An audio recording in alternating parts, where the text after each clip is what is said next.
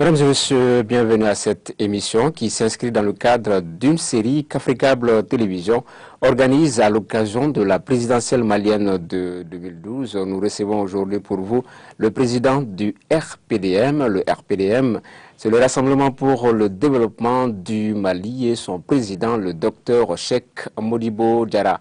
Pourquoi la création d'une telle formation politique? Est-il candidat à la présidentielle malienne de 2012, quelles sont ses visions pour le Mali? Autant de questions que nous allons aborder avec notre invité. Docteur, bonsoir. Bonsoir.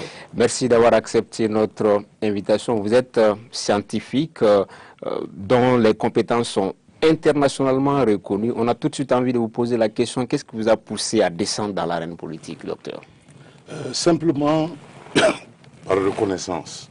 Mais avant que je ne développe cela, je voudrais aussi vous remercier de m'avoir invité et de vous remercier de votre hospitalité.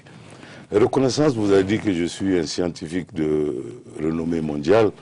Eh bien, toute la renommée que j'ai à travers le monde, tout le savoir que j'ai accumulé et le savoir-faire et les relations que j'ai pu tisser à travers ce savoir et ce savoir-faire, je le dois au Mali, à mon pays.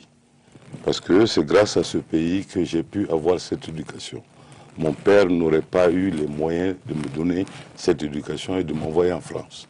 Alors il est normal, je suis de ceux qui pensent que lorsque notre pays a besoin de nous, quel que soit le chantier qu'on a en cours, il est important de tout laisser tomber pour venir justement répondre à cet appel. Alors du coup, moi en tant que Cheikh Modibo Diarra, qui est vécu un peu partout dans le monde, qui a vu des systèmes politiques et des systèmes qui marchent avec des projets de société différents, j'apporte à la table toute cette expérience accumulée pour pouvoir répondre de façon satisfaisante, à mon avis, aux besoins immédiats de mon pays. Mais la politique, c'est un milieu qui peut discréditer, et souvent ça peut se faire au détriment de votre renommée. Le man in charge de la mission de la randonnée sur Mars n'est pas forcément l'homme politique Cheikh Modibo Diarra. Les gens peuvent faire le distinguo entre le scientifique, l'astrophysicien et puis l'homme politique Modibo Diarra. Ou bien vous pensez qu'il n'y a pas de différence entre les deux? Bon, c'est-à-dire qu'il y a forcément une différence entre les deux. Vous savez, ce qu'il y a, c'est que d'une part, la science et la technologie sont des savoirs qui s'apprennent, qui s'accumulent, et avec le temps, qui se peaufinent et qui se raffinent. Tandis que, en réalité, dans le domaine de la politique, à mon avis, de mon humble avis, cela n'est qu'une question de la passion que nous avons pour notre pays et de l'amour que nous avons pour nos compatriotes. Alors c'est cela qui permet à quelqu'un, n'est-ce pas, de d'abord imaginer ce qu'on veut que nos pays soient, c'est-à-dire notre vision pour le pays, d'essayer d'utiliser les rapports et la crédibilité dont on dispose pour essayer de rassembler la meilleure équipe possible afin de transformer cette vision en une réalité. Et vous parlez de perte de crédibilité. Vous savez, dans le domaine de la politique, ce n'est pas une question de fierté, de se décrédibiliser. C'est pas ça. Moi, si je me présente comme candidat à la présidence, que j'ai 80% des voix aux élections ou 2%, je suis toujours le Cheikh Modibo Diarra, le scientifique. Personne ne peut enlever cela. Et ça, c'est un savoir-faire qui sera toujours d'actualité, n'est-ce pas, que je pourrais transmettre aux générations à venir, soit dans une université au Mali ici, soit retourner à la NASA faire le travail que je faisais avant, soit aller dans une autre université. Moi, je ne prends pas ça comme un problème de fierté. Ce n'est pas une question de compétition pour savoir qui est bien, qui n'est pas bien. C'est une question simplement de mettre des hommes et des femmes devant leurs concitoyens qui leur proposent des projets de développement alignés avec les besoins immédiats des gens. Docteur, on a parlé de crédit et de discrédit, puisque l'homme politique peut être souvent amené à parler, à se prononcer sur certaines situations au Mali, alors que le scientifique, bon, il est là avec sa profession, il n'est pas obligé de se prononcer, de se frotter à certaines réalités, à certains vécus quotidiens. C'est un peu à ce niveau-là. Non, vous savez, en réalité, même en tant que scientifique, vous êtes obligé de vous frotter à ces réalités, mais de façon beaucoup plus pragmatique.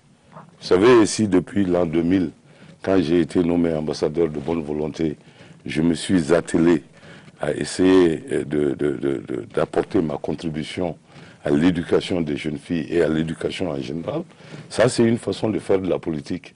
C'est-à-dire que je ne suis pas un acteur de premier plan de la politique, je ne décide pas les stratégies politiques, je ne décide pas sur le champ politique, mais en tant qu'individu, en tant que citoyen privé, j'apporte ma contribution sur les domaines que je pense sont en fait les chevilles, les tendons d'Achille de ma société. Donc maintenant, je me mets en avant-plan de la politique pour essayer d'intervenir, même au niveau, n'est-ce pas, des lois et des politiques, au niveau de la gestion de la chose publique, pour essayer de le distribuer de façon à pouvoir répondre à ses besoins. On va parler de RPDM et de votre vision pour la politique, mais une dernière question qu'on ne pourra pas laisser passer. Ces derniers temps au Mali, il y a certains qui mettent en doute votre appartenance, le fait que vous ayez travaillé à la NASA. Il y a certains qui doutent de cela. Est-ce que c'est des propos d'avant-campagne ou bien qu'est-ce que vous en dites? Ah, ben vous savez, il n'y a pas grand-chose à dire. Ce sont des gens... C'est vrai que vous travaillez à la NASA? Ce sont des gens qui disent ça par ignorance. Ils disent aux gens que j'ai travaillé au JPL, mais pas à la NASA, que le JPL c'est un laboratoire.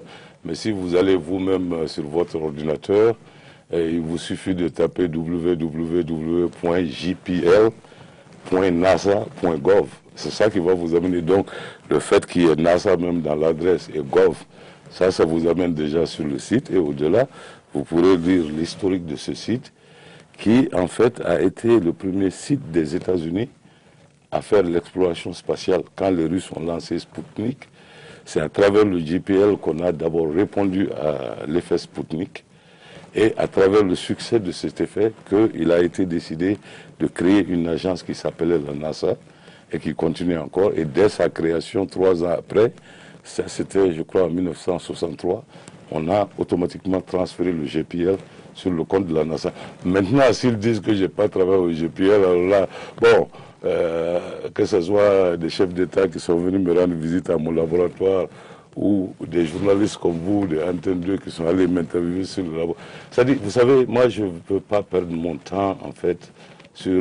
Vous n'allez pas répondre? Ça ne vaut pas le coup. Vous savez, il y a des choses qui méritent votre attention une minute et d'autres qui n'en valent même pas. D'accord. Donc ça, ce sont des choses, ça fait partie des choses qui ne méritent même pas notre attention. Ok, on va à présent parler de votre parti politique, le RPDM. C'est le dernier né du landerneau politique malien, né en mars dernier. Est-ce que ce n'est pas un peu juste pour que le parti puisse aller à la conquête du suffrage des Maliens? C'est pas un peu juste puisqu'on est à moins d'un an des élections générales? Non, je pense que là, il y a une petite amalgame.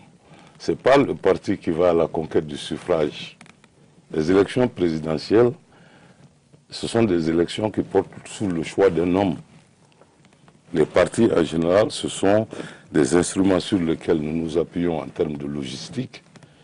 Mais les suffrages seront exprimés en faveur d'hommes, d'individus.